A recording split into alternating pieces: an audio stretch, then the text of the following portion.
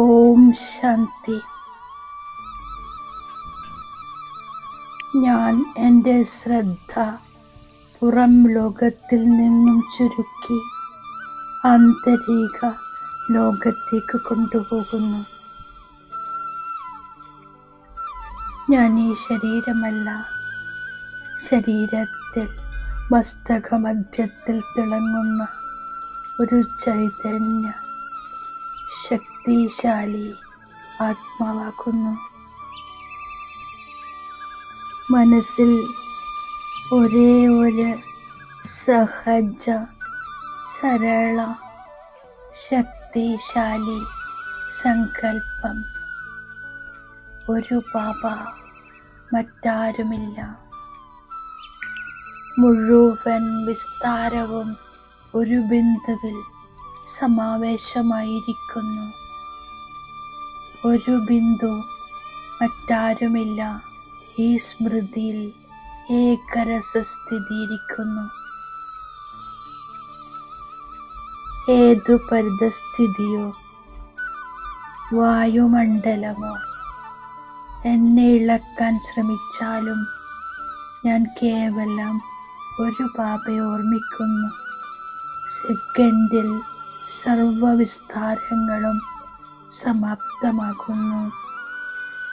മനസ്സ് ഏകരസസ്ഥിതിയാകുന്നു. ഒരു ബാബയുടെ ഓർമ്മയിൽ സർവബന്ധനങ്ങളുടെ മുഴുവൻ ചരടുകളും പൊട്ടിയിരിക്കുന്നു. ഞാൻ ബന്ധനമുക്ത ആത്മാവാണ്, യോഗയുക്ത ആത്മാവാണ്.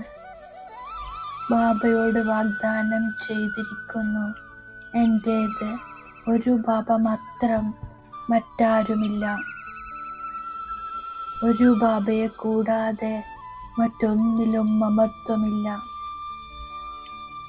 ഒരു ബാബയോട് സത്യമായ പ്രീതി വച്ച് ദേഹത്തെയും ദേഹത്തിൻ്റെ ലോകത്തെയും മനസ്സിൽ നിന്നും മാറ്റിയിരിക്കുന്നു. ബാബ എൻ്റെ സത്യമായ കൂട്ടുകാരനാണ്. ഓരോ സെക്കൻഡും എനിക്ക് ആശ്രയം നൽകുന്നു. ഒരു ബാബയോട് സത്യമായ പ്രീതിയാണ്. ഇപ്പോൾ ബാബയാണ് എൻ്റെ ലോകം. ഞാൻ മുഴുവൻ ലോകത്തിലും വെച്ച് സത്യമായ കന്യാസ്ത്രീയാകുന്നു. ആരുടെ ബുദ്ധിയിലാണോ ഒന്നു മാത്രം ഓർമ്മയുള്ളത്, ഒന്നല്ലാതെ മറ്റൊന്നുമില്ല, അവരാണ് സത്യമായ കന്യാസ്ത്രീകൾ. കന്യാസ്ത്രീകൾ അവരുടെ ബുദ്ധിയിൽ ഒരു ക്രിസ്തുവിൻ്റെ ഓർമ്മ മാത്രമല്ല, ക്രിസ്തുവിനെയും ദൈവപുത്രൻ എന്ന് പറയുന്നു. അപ്പോൾ ബുദ്ധിയിൽ 2 പേരാകുന്നു. എൻ്റെ ബുദ്ധിയിൽ ഒരച്ഛനാണ്. അതിനാൽ ഞാൻ സത്യമായ കന്യാസ്ത്രീയാകുന്നു. എന്നോട് ബാബയുടെ ആജ്ഞയാണ്, പവിത്രമായി കഴിയണം. ബാബ ഈ പാപത്തിൻ്റെ ലോകത്തിൽ നിന്നും ശാന്തിയുടെ ലോകത്തിലേക്ക് കൊണ്ടുപോകാൻ വന്നിരിക്കുകയാണ്. ബാബയിൽ നിന്നും സുഖത്തിൻ്റെയും ശാന്തിയുടെയും 2 സമ്മാനങ്ങൾ ലഭിക്കുന്നു. ബാബ പറയുന്നു, കുട്ടി, നീ മുഴുവൻ ലോകത്തിലും വെച്ച് സത്യമായ കന്യാസ്ത്രീയാണ്. കാരണം എൻ്റെ ബുദ്ധിയിൽ ഒരു ബാബയുടെ മാത്രം ഓർമ്മയാണ്, ഒന്നല്ലാതെ മറ്റൊന്നില്ല. ഒരച്ഛൻ്റെ ഓർമ്മ മാത്രമാണ്. ആത്മീയ അച്ഛൻ എന്നെ പഠിപ്പിക്കുന്നു. ഞാൻ ആത്മാവാണെന്ന് മനസ്സിലാക്കുന്നു. കർമ്മം ചെയ്യുന്നതനുസരിച്ച് എനിക്ക് ശരീരം ലഭിക്കുന്നു. ആത്മാവിൽ ആദ്യം ദേഹാഭിമാനം ഉണ്ടാകുന്നു, പിന്നീട് മറ്റെല്ലാ വികാരങ്ങളും ഉണ്ടാകുന്നു. ഈ വികാരങ്ങളൊന്നും ഇല്ലാത്തവരാണ് നിർവികാരികൾ. ബാബയ്ക്കല്ലാതെ മറ്റാർക്കും ശാന്തിയുടെ ലോകത്തേക്ക് കൊണ്ടുപോകാൻ സാധ്യമല്ല. ബാബ കൽപ്പം കൽപ്പം വന്ന് മുക്തിയും ജീവൻ മുക്തിയുമാകുന്ന 2 സമ്മാനങ്ങൾ നൽകുന്നു. 21 ജന്മത്തേക്ക് ശാന്തി നേടുവാനുള്ള വഴി പറഞ്ഞു തരുന്നു. ഞാനിപ്പോൾ സ്വർഗത്തിലേക്ക് പോകുന്നതിന് വേണ്ടി പുരുഷാർത്ഥം ചെയ്യുന്നു. ബാബ ജ്ഞാനം നൽകുന്നു. ജ്ഞാനത്തിലൂടെ സദ്ഗതി ഉണ്ടാകുന്നു. ബാബ കുട്ടികളുടെ സർവശ്രേഷ്ഠമായ മനോകാമനകൾ പൂർത്തിയാക്കുന്നു. ബാബയിലൂടെ എല്ലാ ശുദ്ധമായ കാമനകളും പൂർത്തിയാക്കുന്നു. സദാ സുഖികളായി മാറുന്നു. എനിക്ക് പവിത്രമായി മാറി പവിത്ര ലോകത്തിൻ്റെ അധികാരിയാവണം. കക്കയ്ക്ക് സമാനമായിരിക്കുന്ന ഞാൻ വീണ്ടും ബാബയിലൂടെ വജ്രതുല്യമായി മാറുകയാണ്. ഞാനൊരു ബാബയെ മാത്രം ഓർമ്മിക്കുന്നു. ഒരു ശിവബാബയല്ലാതെ മറ്റാരുമില്ല. ബാബ ഈശ്വരൻ്റെ ജ്ഞാനം നൽകുന്നു. മുഴുവൻ ലോകത്തിലും പരമാത്മാവിൻ്റെ ജ്ഞാനമില്ല. ബാബ വന്നിരിക്കുന്നത് പതിതരെ പാവനമാക്കാനാണ്. പവിത്രമായി കഴിയുന്നില്ലെങ്കിൽ തൻ്റെ തന്നെ നഷ്ടമുണ്ടാകുന്നു. സ്വയത്തിൻ്റെ സത്യനാശമുണ്ടാകുന്നു. സ്വയം ധർമ്മരാജൻ്റെ ശിക്ഷയ്ക്ക് വിധേയമാകുന്നു.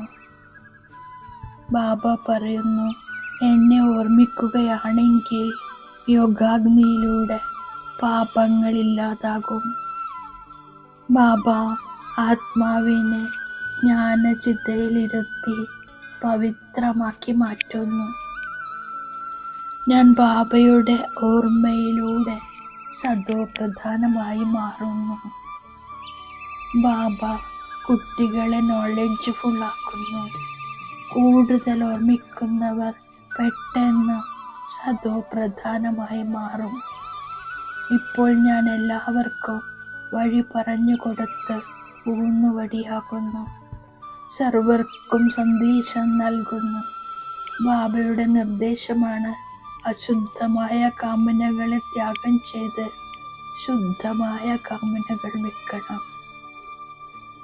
ഏറ്റവും നല്ല കാമനയാണ് പവിത്രമായി മാറി പവിത്രമായ ലോകത്തിൻ്റെ അധികാരിയാകുക. തെറ്റിനെ ഒളിപ്പിച്ച് സ്വയത്തെ ചതിക്കരുത്. ധർമ്മരാജനാകുന്ന അച്ഛനോട് സത്യസംബന്ധമായിരിക്കണം. ജ്ഞാനചിതയിലിരുന്ന് പഠിപ്പിൽ മത്സരിച്ച് പുതിയ ലോകത്തിൽ ഉയർന്ന പദവി നേടണം. യോഗാഗ്നിയിലൂടെ വികർമ്മങ്ങളെ ഭസ്മമാക്കണം. ഞാൻ ബാബ നൽകിയ വരദാനത്തിൻ്റെ സ്വരൂപമാകുന്നു. ബുദ്ധിയുടെ പ്രീതി ഒരു പ്രിയതമനിൽ വെച്ച് സദാ സന്മുഖത്തിൻ്റെ അനുഭവം ചെയ്യുന്ന വിജയരത്നമാകുന്നു. ഞാൻ സദാ ബാപ്ദാദയെ തൻ്റെ സന്മുഖത്ത് അനുഭവം ചെയ്യുന്നു. മനസ്സിൽ പോലും ശ്രീമതത്തിന് വിപരീതമായി വ്യർത്ഥ സങ്കല്പങ്ങളോ വികൽപ്പങ്ങളോ വരികയില്ല. മുഖത്തിലൂടെയും മനസ്സിലൂടെയും ഈ ശബ്ദം പുറപ്പെടുന്നു. അങ്ങയോടൊപ്പം കഴിക്കുന്നു, അങ്ങയോടൊപ്പം ഇരിക്കുന്നു, ബാബയോടൊപ്പം സർവസംബന്ധങ്ങളും നിറവേറ്റുന്നു. അങ്ങനെയുള്ള സദാ പ്രീതബുദ്ധിയിലിരിക്കുന്നവൻ വിജയരത്നമായി മാറുന്നു. വേണം വേണം എന്ന സങ്കല്പം വരുന്നതും റോയൽ രൂപത്തിലുള്ള യാചനയാണ്. ഓം ശാന്തി.